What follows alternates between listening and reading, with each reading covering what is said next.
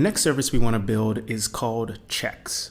Now, checks is really the meat of our application. To review what a check is basically a task that tells our system, go check this URL every X number of seconds, and then tell the user, the creator of the check, whether the URL is up or down. We are going to allow users to create up to 5 checks, and later on, we'll go about building the background processes that need to actually perform the checking. But for now, all we need to do is create a check service with post, get, put, and delete that allows a user who has logged in and got a token to create up to 5 checks and have those checks listed in his account.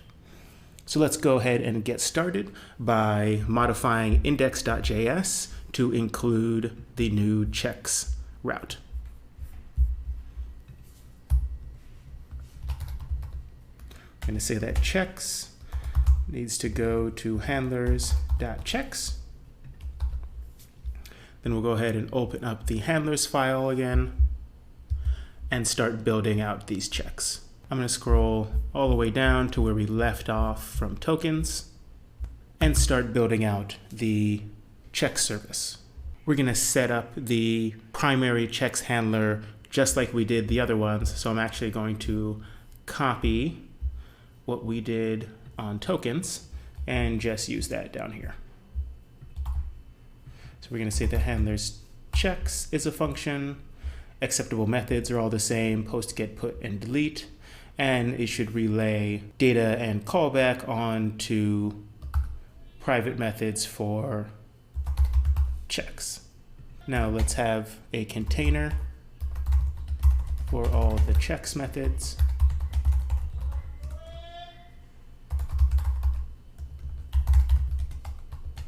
And now we need to build out checks post.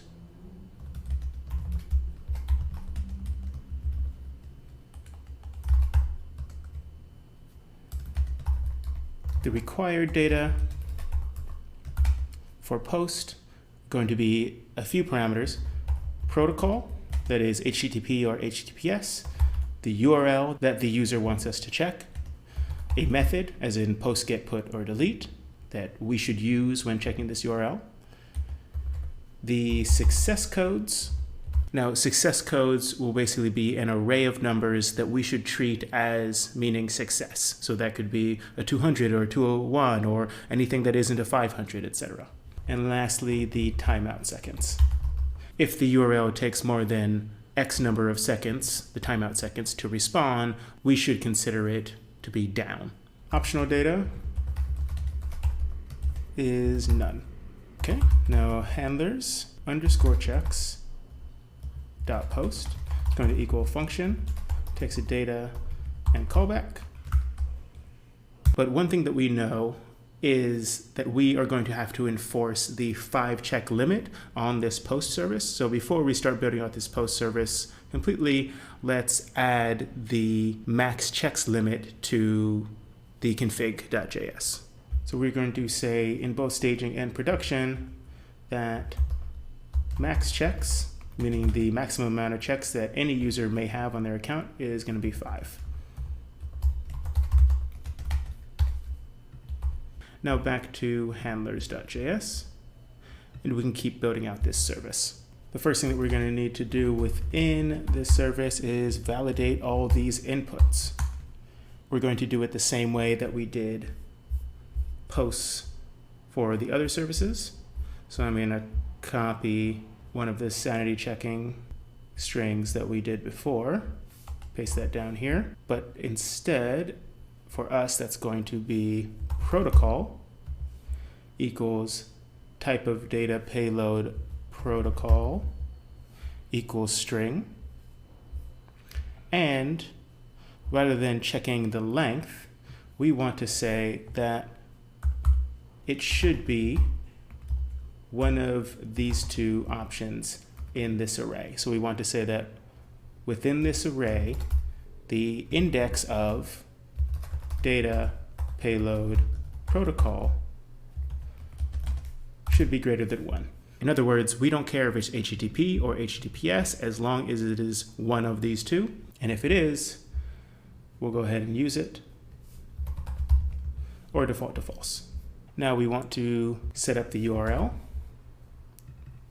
The URL, excluding the protocol, should be a string, and it should have a length.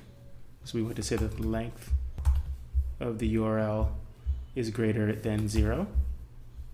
If it is, take it or default to false. For method, we're going to do something similar to protocol, so I'm going to paste that down here. For method, it needs to be a string, and it needs to be one of these options in this array: post, get, put, or delete. And the index of data payload method should be greater than 1. If so, we use it or default to false. Success codes is going to be a little bit different, but I'll use this as a template. Success codes needs to equal type of object, and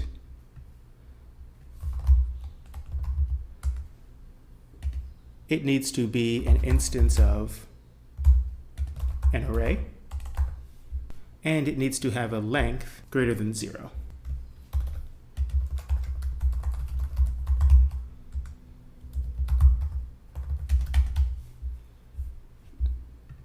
If so, we'll go ahead and use it, or we'll default to false. Timeout seconds is the last one we need to do. I'm going to copy URL, use that again. Timeout seconds is actually going to need to be a number, and we're going to need it to be a whole number, and we're going to need it to be greater than or equal to 1.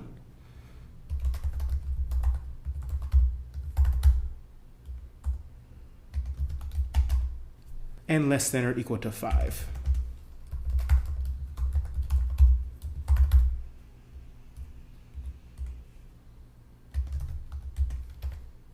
If so, we'll use it.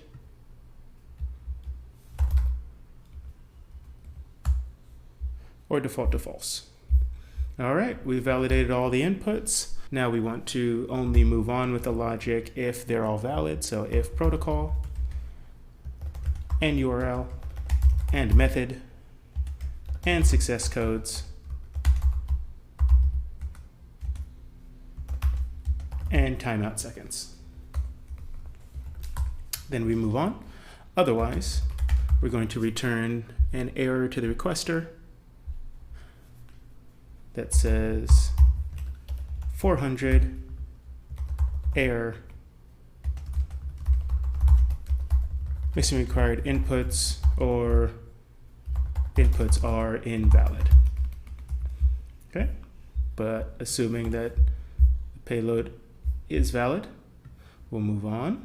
The next thing that we need to do is check that the user has provided a token in the headers, and then we need to look up the user by reading that token. We don't want to allow anonymous users to create checks. This has to be something that you have to be logged in to do. So we are going to get the token from the headers. We're going to use the same logic that we did before. I'll just write it again. Token equals type of data headers token equals string.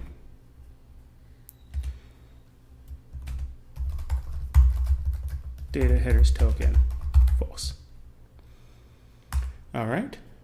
Now we want to look up the user by reading the token. So we are going to try to read that token that they provided from the file system. So we're going to say that data read, we want to read from the tokens collection, and the token ID that we're reading is identified by the token variable. they're going to pass back an error, and token data if it exists. It's possible that it doesn't exist, so we are only going to continue on if there's not an error and there is token data. And if there isn't, then we need to call back 403 to the user, which is the status code for not authorized. On the assumption that there is token data, we are going to get the user's phone number, so that var user phone equals token data dot phone. Now that we know the user's phone, we can look up the user. Look up the user data. So we're going to say data read, and we're going to read from the user service, user phone, and then they're going to pass us back an error and user data if that user exists. Now, just like in the last step, we want to make sure that there is no error and there is user data. Otherwise, we're going to call back 403 non-authorized, because they provide us a token, but it wasn't real or didn't correspond to a real user. But if there is good user data, then we need to identify which checks the user already has. Now, if we look at the user data stored here, there's no checks on this object. There's just first name, last name, phone, hash password, and the toss agreement Boolean. That's the whole user object. But now that users are going to be able to create checks, we are going to need to add another key onto this object called checks. And we're going to store an array of checks by check IDs on this user, so that to know which checks belong to which user, we just need to look up the user and see which checks are attached to his object. So when we're looking up this user, we need to just see if the checks key exists and if there's anything defined there. So we are going to say that the user checks equals type of user data dot checks equals object, and user data dot checks is an instance of an array. If so, user data dot checks is what we'll use, or we're going to default to an empty array. We're going to be adding the new check to the user's existing array or their brand new empty array if they don't already have any checks. Now we need to actually verify that the user has less than the number of max checks per user.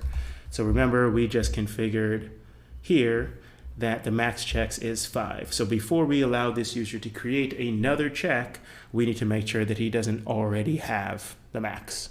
We're going to say if user checks length is smaller than config max checks, you can continue. So the max checks is 5, which means if you have less than 5 right now, we're going to allow you to create another one. Otherwise, we need to stop you here until you delete one of your checks. So if they already have the max, then we need to return an error to them saying callback 400 error. The user already has the maximum number of checks. And just to remind the requester what that number is, we're going to spit that out to them.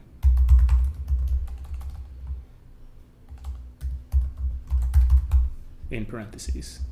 If they haven't exceeded the max number of checks, then we can go ahead and create the new check. So the first thing that we need to do is create a random ID for the check. And this we're going to do the same way that we created random IDs for the tokens. We're going to say that the check ID equals helpers dot create random string and a length of 20. Now we want to create the check object and include the user's phone. Remember, the phone number is how we uniquely identify the user. So we're going to store each check with a reference to its creator. And we're also going to make sure that these creators have a reference on their object to each of their checks. This is a NoSQL way of storing things. This is how you generally might want to do things with key value stores. This is not the way that you would use a relational database. But if you're using something like Redis or Mongo or any kind of NoSQL, then this pattern will probably be familiar to you. So we're going to say that the check object is this big object with a bunch of keys on it. The ID of this check is going to be check ID. User phone is going to be user phone. Protocol is going to be protocol. URL is URL. Method is method. Success codes is success codes. And timeout seconds is timeout seconds. Later on, there will be more keys added to these objects as our background workers start to process them. But for now, they're just the keys that it got started with. So now we need to persist this new object to disk. We're going to say data create. We're going to want to create something in the checks collection. And before I continue with this, let me just make that directory because our data folder does not include that. So I want to make the directory data checks.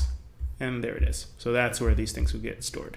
So I want to store it in the checks collection, and I'll be storing it by check ID, since that'll be unique. And I will be storing the check object. And that's just going to pass me back an error. I only want to continue if there's no error. If there is an error, I want to call back an error to the requester, saying 500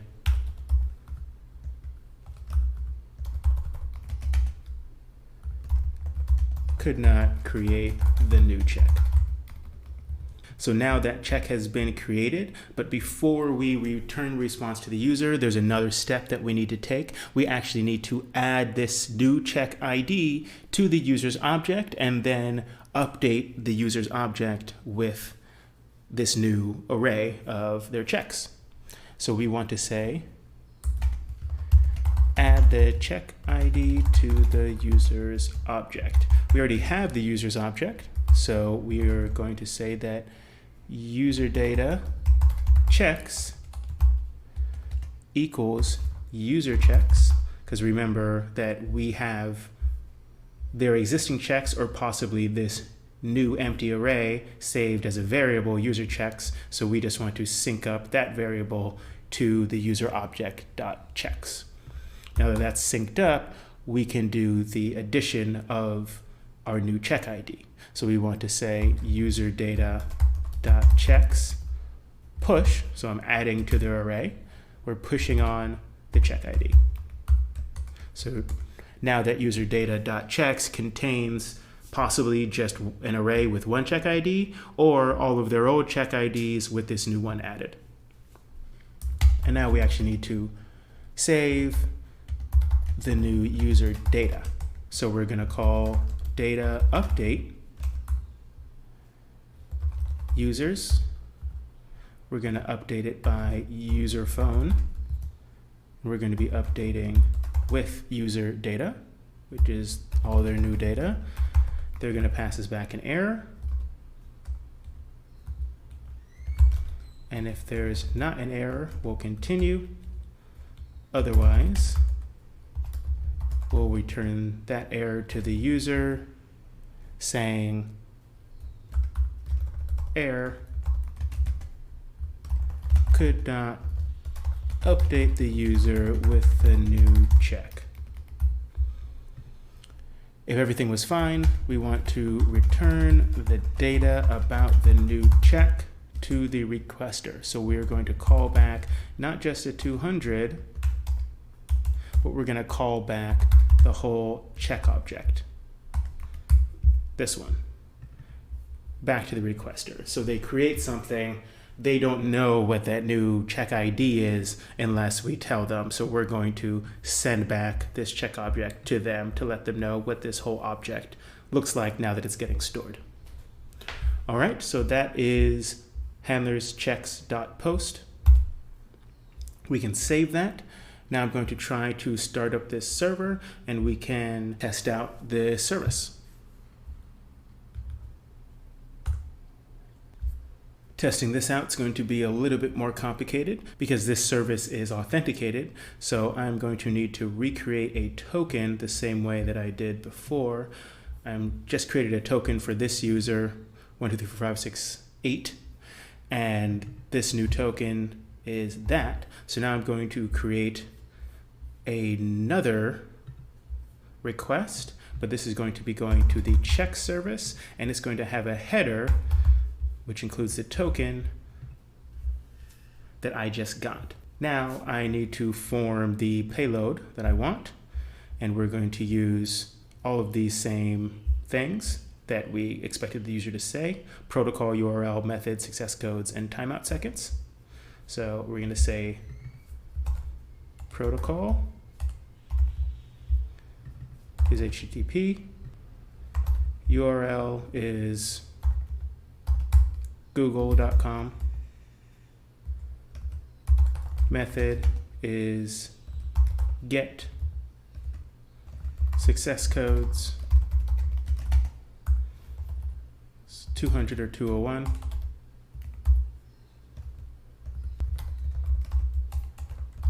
timeout seconds is 3. All right, so I'm going to send this off. I was hoping to get a 200 back, but I got a 400 back, which means something's not quite right. And if we look at it, we can see this is likely the issue here. I'm spelling success wrong. So let me add a C here. Make sure that these are all correct.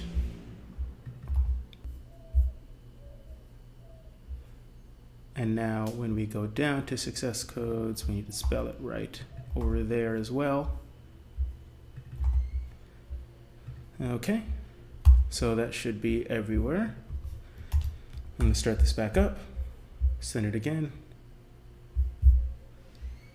And looks like it crashed because config is not defined, which means we need to make sure that handlers has a reference to the config file, which it doesn't so far. So config equals config. All right, let's try to start this up again. We got another crash that says check ID is not defined. Let's go down there.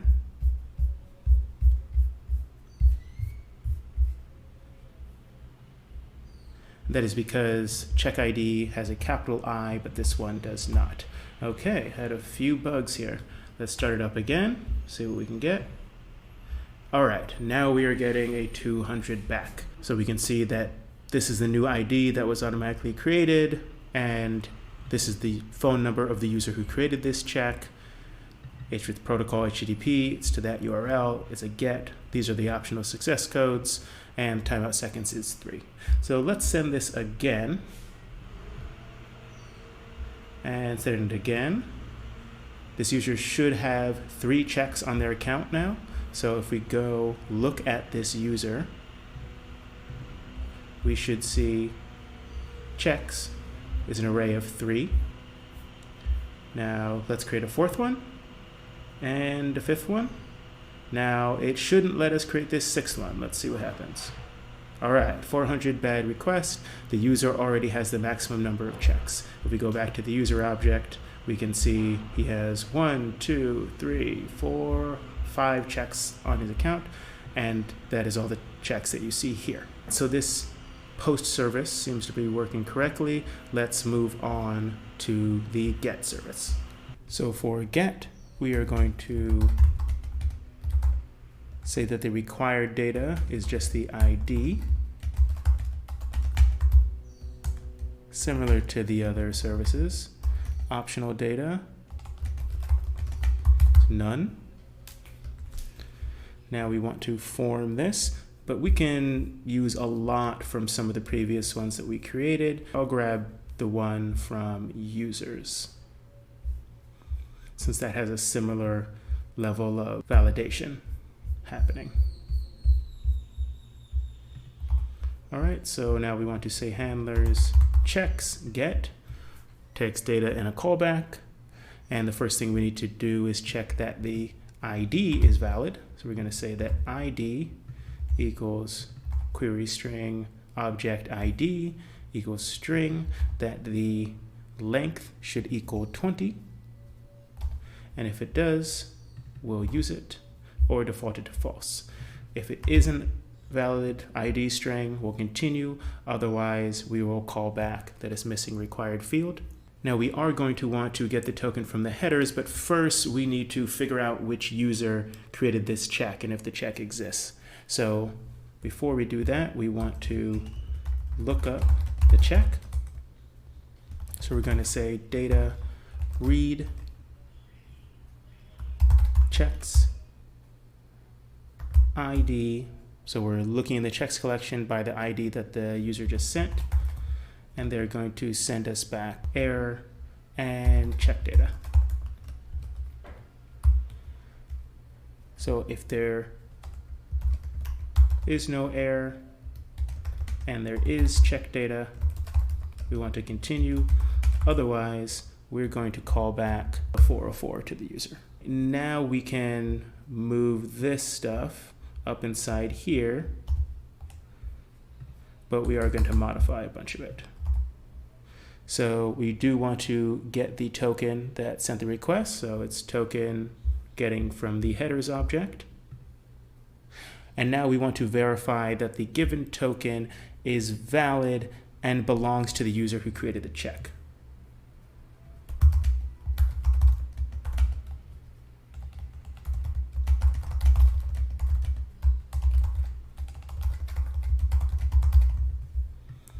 So we're going to use that same tokens verified token helper that we created before.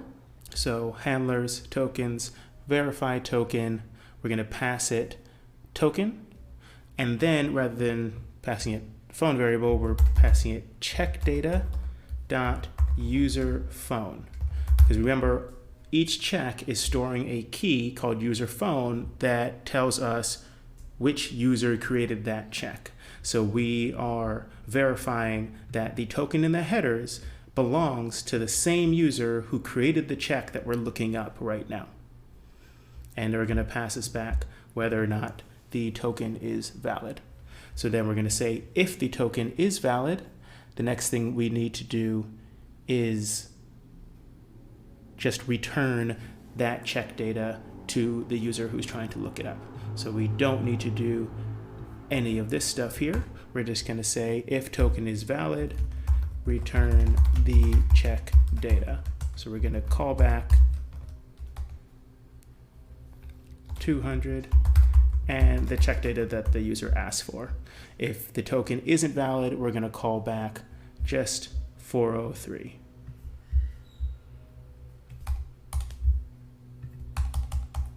All right, just going to clean this up a little bit.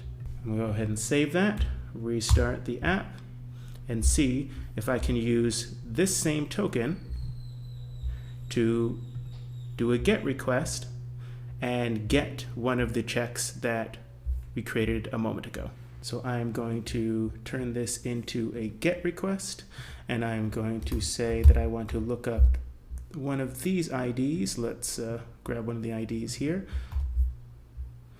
I want to look up check ID ending in FL2. There we go. I got a 200 back. If I left off this token and tried to send the request, I get a 403 back. If I leave on the token but change it to something that doesn't exist, I get a 404. Otherwise, everything's fine. All right, now that the GET is working, we can move on to PUT.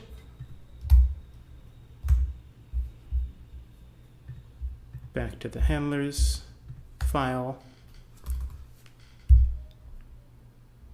Now, as far as put goes, we are going to allow the user to change any of the things that they set when they created the check in the first place. The protocol, URL, method, success codes, or timeout seconds, but all of those will be optional. The only required data will be the ID, but one of the optional things must be sent as well. So checks, put, required data is ID.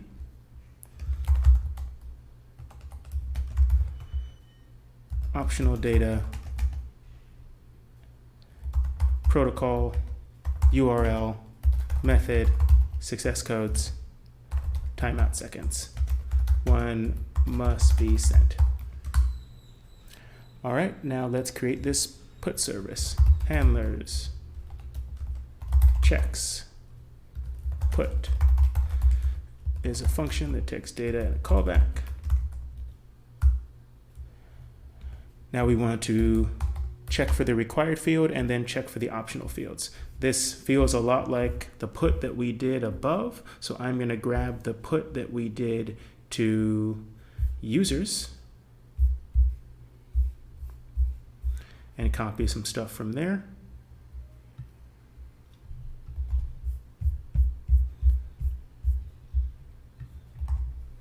So first we want to check for the required field. It's going to be the ID.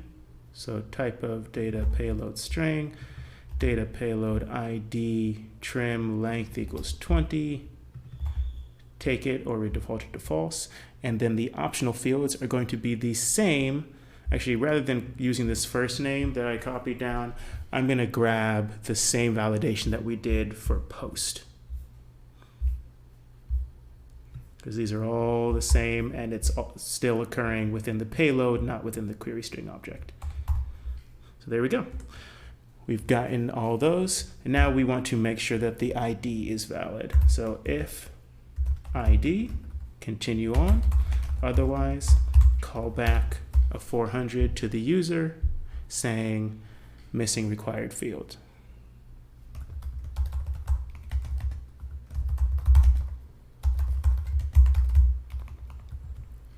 Now we want to make sure that they have included one of the optional fields or more.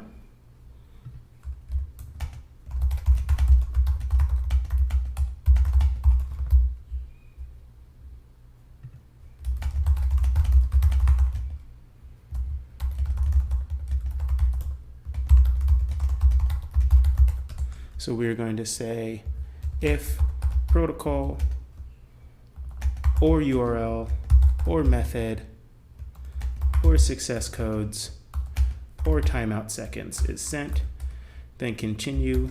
Otherwise, we're going to call back another 400 telling the user missing fields to update. If they did include at least one field to update, then we'll continue by looking up the check. So we're going to do a data read to the checks collection by ID. They're going to pass us back an error and check data. If there is no error and there is check data, we'll continue. Otherwise, we're going to call back an error to the requester saying error, check ID did not exist.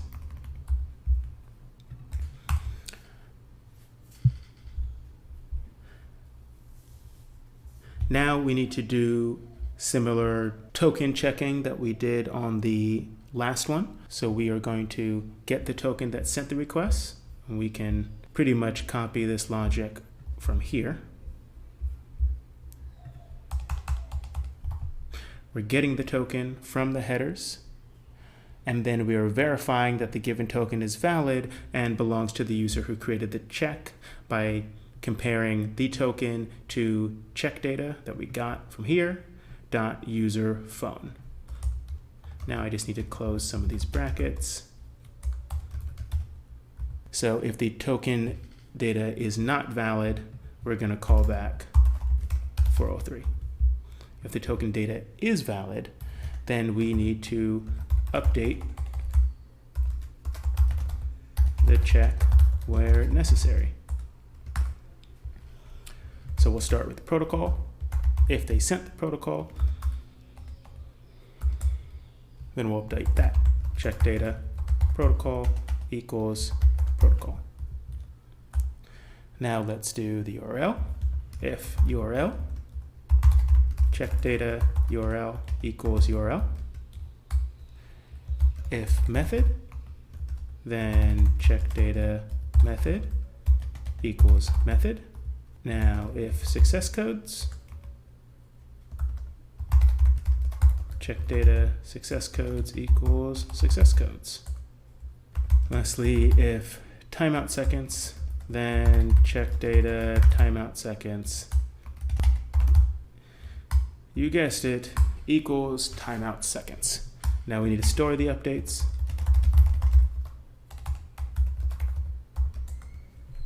So we're going to say data update the checks collection by this ID. And remember, the ID is what we originally started with that the user sent in.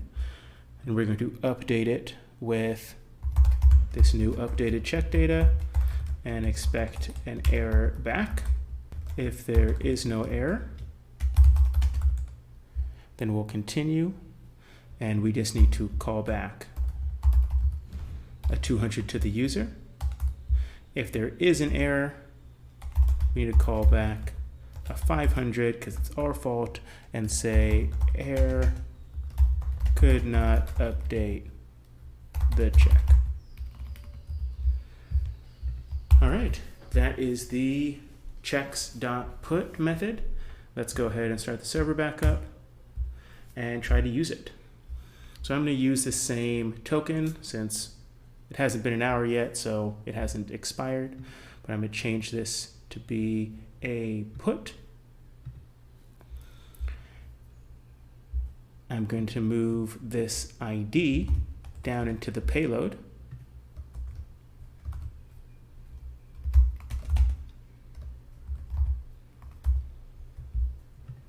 And let's just modify each thing.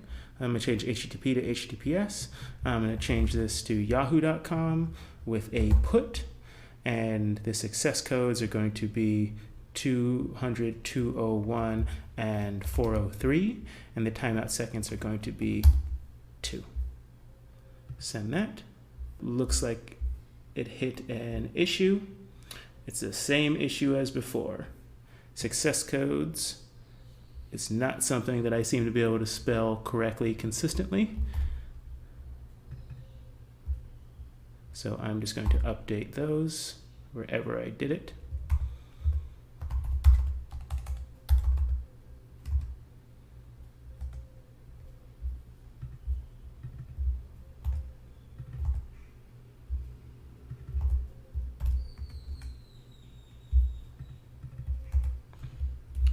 All right.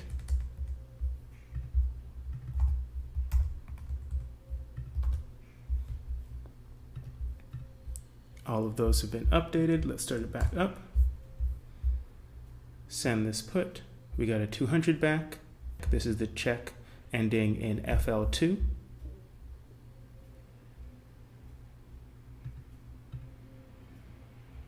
FL2.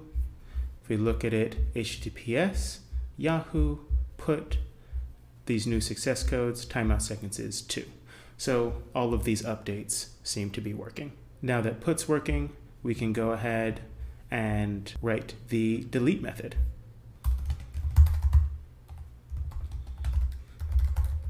The required data is just going to be ID, and there won't be any optional data.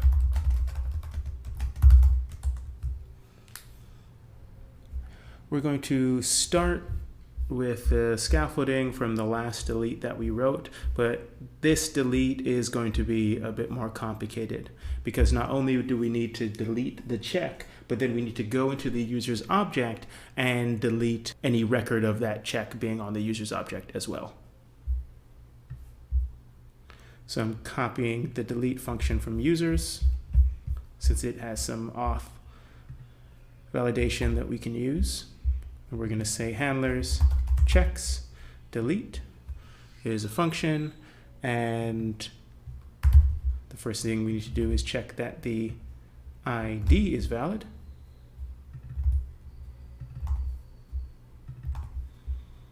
Same modifications I made last time. And if it's an ID, then we're going to continue. Otherwise, we are going to call back an error to the user. Now, before we move on, we actually want to look up the check that they want to delete. So we're going to say data read from the checks collection by ID and passes back an error and check data.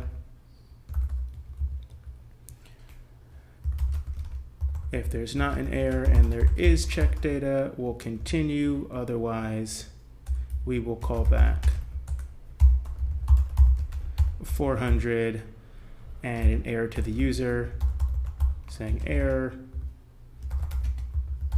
The specified check ID does not exist.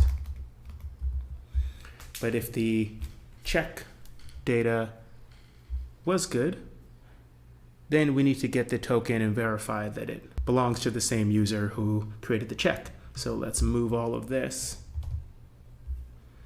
up here.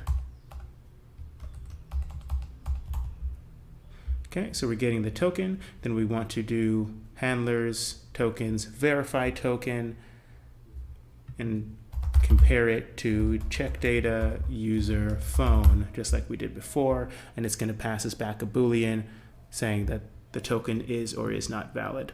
If the token is not valid, then we are going to return a 403 to the user.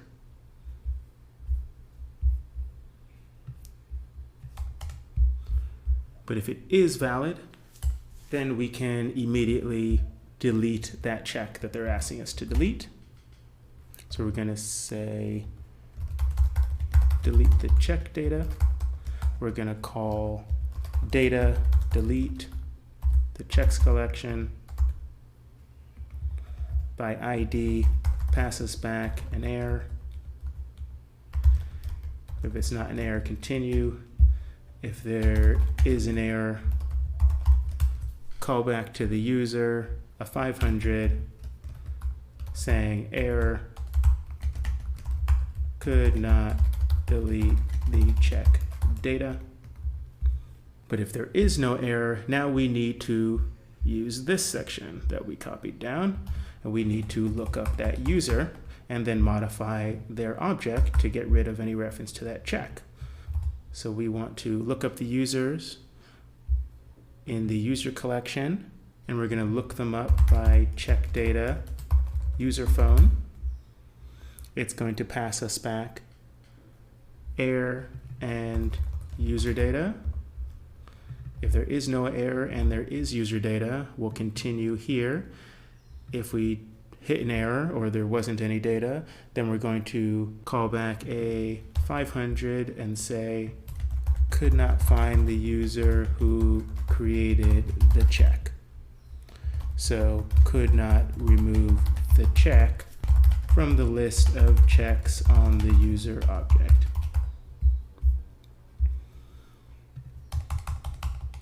Clean this up a bit. All right, but back to here, if we did get the user data out, then we need to figure out what the user's checks are. So we are going to take the logic from before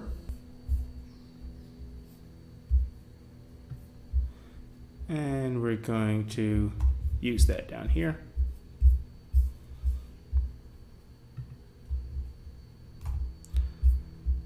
So now we have the list of the user checks, and we need to remove the deleted check from their list of checks.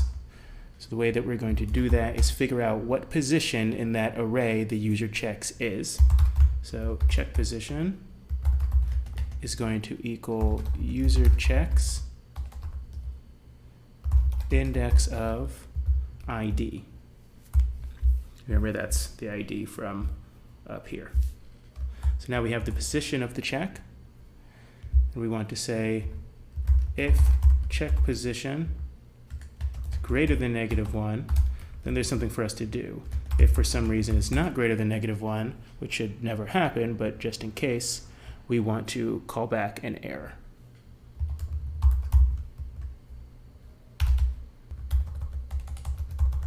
Error could not find the check on the user's object, so could not remove it.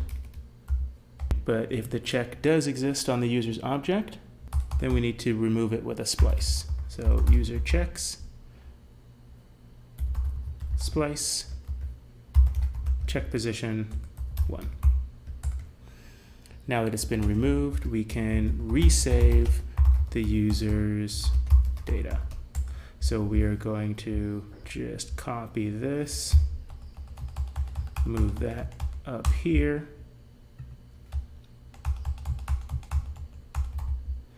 but it's going to be data update to users identified by check data user phone. We're going to be updating them with this new user data, and they're going to pass us back an error. If there's not an error, we're going to call back 200. If there is an error, then we're going to say 500. Error could not update the user. Okay, so that is how we delete a check. Let's try and start this server back up, see if we can do it. So I'm going to change this put to a delete. Since it's a delete, I do need to move this into the query string. I can get rid of this body. I'm going to leave the token in the headers and send it off. I got a 200 back. So the check ending in FL2 shouldn't exist in here. And if I open up the user's object, his array should be missing it. It should have 1, 2, 3, 4. So now that that's gone, I would be able, as this user, to create my 5th check again, since my 5th check has been deleted. So delete seems to be working fine.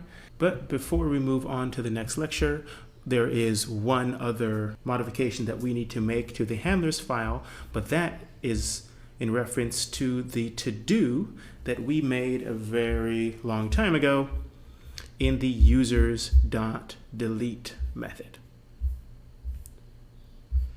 Here, we told ourselves to clean up any other data files associated with the user when the user gets deleted. So let's go ahead and get rid of this to-do, because that's what we are addressing now. And now, instead of just calling back 200, we are going to call back 200, but I'm going to get rid of that for now because we're going to put a whole bunch more logic in here. We're going to say if the user was deleted successfully, now we need to delete each of the checks associated with the user. So let's figure out what the user checks are. We're going to use that same logic that we did a moment ago.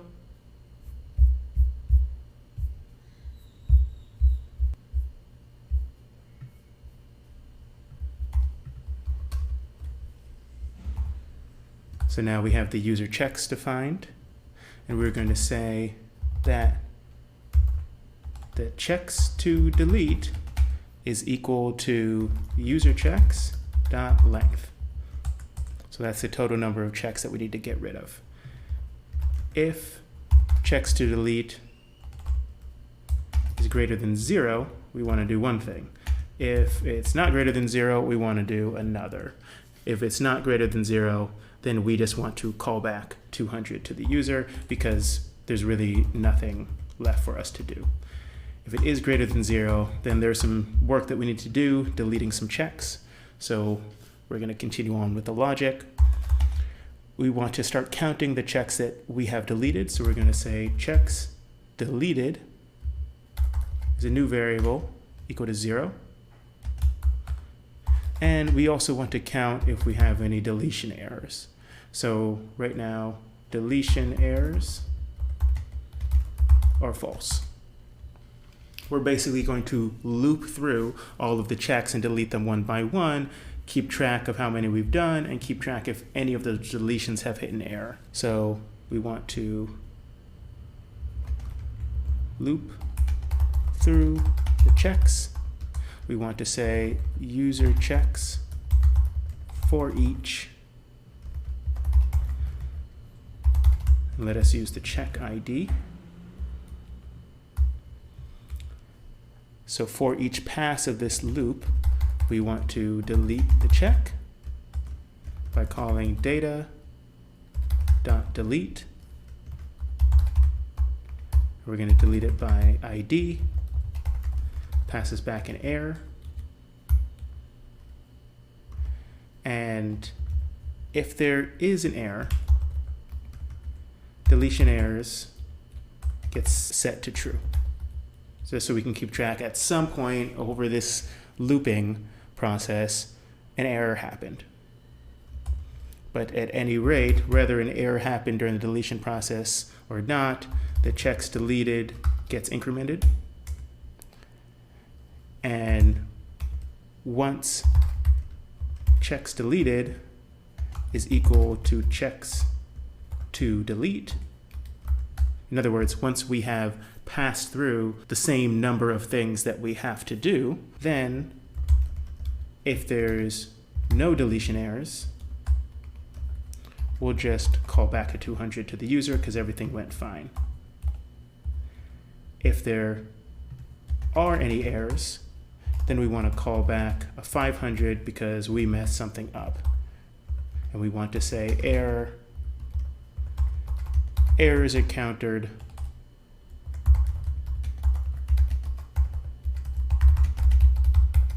while attempting to delete all of the user's checks. All checks may not have been deleted from the system successfully. Let's start the server back up and try to delete this user and then make sure that all of his checks got deleted when he did.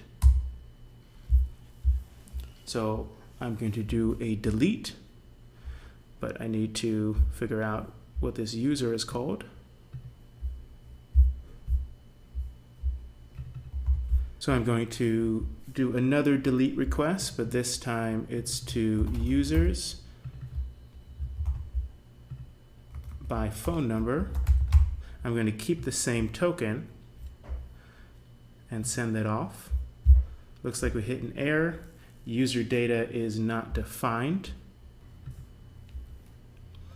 And that is because I'm referencing the user data as user data here when it's really coming back as data. So I'm just going to make it so it comes back as user data and then change it where it needs to be changed.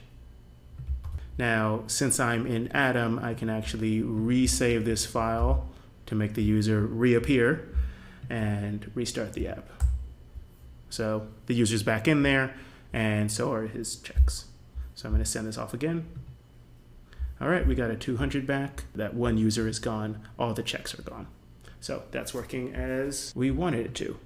Now I am actually going to resave this user again, just because we might want to use him again later. All right, I'm going to kill this app. That is the modification that we needed to make to users.delete and all of the services that we needed to build for checks. So now we can move on to the next lecture.